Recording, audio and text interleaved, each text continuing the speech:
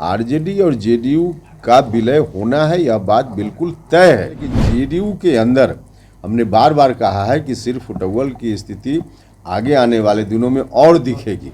वहाँ कोई भी एक दो अपवाद को छोड़ दीजिए तो जो भी बड़े नेता हों या नीचे के कार्यकर्ता, अब कोई जेडीयू के साथ नहीं रहने वाला है। जिस दिन नीतीश कुमार जी ने निर्णय ले लिया कि हम अब लालटेन छाप जिंदाबाद करेंगे, बिहार को हम उसी खौफनाक स्थिति में फिर से पहुंचाएंगे जहां 2005 के पहले बिहार था, तो उस परिस्थिति में कौन उस पार्टी में रहने वाला है। तमाम नेता सब लोग कहीं ना कहीं ठिकाना ढूंढ चुके हैं और बीच में मेरे हटने के बाद भी तो कई लोग वहां से हटे। है, वैसे लोगों को नोटिस भी नहीं लेते हैं।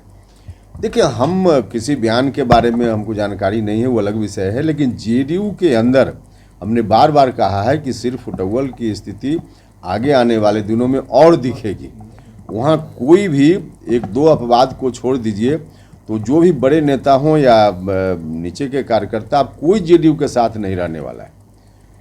सब लोगों को मालूम हो गया है कि जेडीयू का क्या हर्ष होना है। जिस दिन नीतीश कुमार जी ने निर्णय ले लिया कि हम अब लालटेन छाप जिंदाबाद करेंगे, बिहार को हम उसी खौफनाक स्थिति में फिर से पहुंचाएंगे जहां 2005 के पहले बिहार था, तो उस परिस्थिति में कौन उस पार्टी में रहने वाला है। तो इसलिए इस स्थिति के कारण आज किसी का बयान, कल किसी का बयान सुनिएगा तो बारी बारी से सब लोग वहाँ से हटने वाले हैं, हटेंगे, जाएंगे। एकजुटता की कवायद चल रही है, लेकिन बिहार में जेडीयू इस तरह की दिख रहा है बयान अंदर। एक विपक्षी एकता की कवायद तो दिखाने के लिए है। नीतीश जी को भी मालूम है, महागठबंधन के लोगों को मालूम है कि सबसे अधिक दुर्गति अगर देश भर में कहीं महागठबंधन की होगी आगामी चुनाव में तो बिहार में होगी सबसे अधिक दुर्गति, यह मालूम है सब लोगों को। इसलिए वो कवायद कुछ भी लोग दिखाने के लिए करें, बिहार में तो यही हर्ष होना है। क्या जिस बात को दोहरा रहे, तो क्या लगता है ये जो गुटबाजी की बातें लगातार सामने निकलकर सामने आ रही है, तो क्या अंततः जेडीयू जो है वो बिखरेगी? हाँ, तमाम नेता सब लोग कहीं ना कहीं ठिकाना ढूंढ चुके हैं और बीच में मेरे हटने के बाद भी तो कई लोग वहाँ से हटे। तो आप देखते जाइए ना, यह सिलसिला रुकने वाला नहीं है और अंततः जेडीयू में कुछ नहीं बचने वाला है, सिर्फ औपचारिकता बाकी रह गई है। कौन कब हटेंगे, लेकिन सभी हटेंगे। कहा जा रहा है कि आपके संपर्क में जेडीयू के कई विधायक और सांसद हैं और बीजेपी के संपर्क में। हाँ, निश्चित रूप से। देखिए, हमने कहा कि लगभग सभी लोग कहीं ना कहीं अपना ठिकाना ढूंढ चुके हैं। कुछ लोग मेरे संपर्क में भी हैं, यह बात बिल्कुल सच है। भारतीय जनता पार्टी के संपर्क में भी कुछ लोग हैं, कुछ लोग और कहीं संपर्क में होंगे। मतलब कुल मिला जुलाकर जेडीयू में उन लोगों का भविष्य बिल्कुल डार्क दिख रहा है उनको। इसलिए वहाँ कौन रहेगा, तो कोई नहीं वहाँ रहने वाला है। तो कहीं ना कहीं संपर्क तो लोगों का है ही। अब कब कौन हटेंगे औपचारिक रूप से यह समय बताएगा, लेकिन संपर्क में है मेरे साथ भी और अलग अलग जगह पर। जेडीयू की विलय होने वाली है। हमने तो बार बार कहा है भाई कि इन लोगों ने जो गठबंधन की बात जब एनडीए से अलग होकर कर रहे थे नीतीश जी महागठबंधन के साथ, उसी समय एक डील हुई थी जिसकी चर्चा हम बार बार करते रहे। उस वक्त डील की चर्चा हमने की तो चीज़ें स्पष्ट नहीं थी, लेकिन धीरे धीरे बात तो अब लोगों के सामने में है।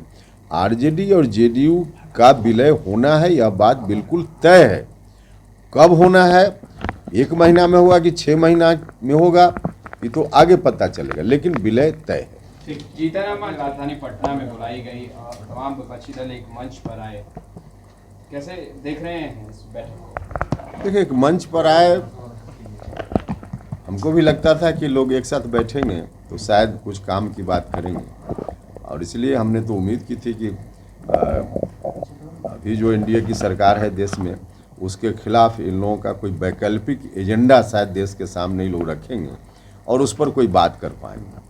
लेकिन कुछ भी ऐसा होता हुआ नहीं दिखा। बैठक में राहुल गांधी जी की दाढ़ी कैसे बढ़ गई और उनकी शादी क्यों नहीं हो रही है, तो दाढ़ी और शादी पर चर्चा के लिए बैठक हुई और अंतिम में तय किया गया कि बिहार में क्योंकि गर्मी ज़्यादा है तो अगली बैठक शिमला में की जाए, वहाँ का जो मौसम है उसका आनंद लिया जाए। इससे ज़्यादा क्या हुआ, कुछ नहीं हुआ। की राजनीति तय करेंगे या वो भी आगे चल गए एनडीए का हिस्सा है? ये तो तय करेंगे तो बताएंगे, अभी हमने तय नहीं किया है, तय करेंगे फिर बताएंगे। जीतनराम मांझी महागठबंधन का दामन छोड़ एनडीए में गए हैं, उपेंद्र कुशवाहा जी कैसे देखते हैं?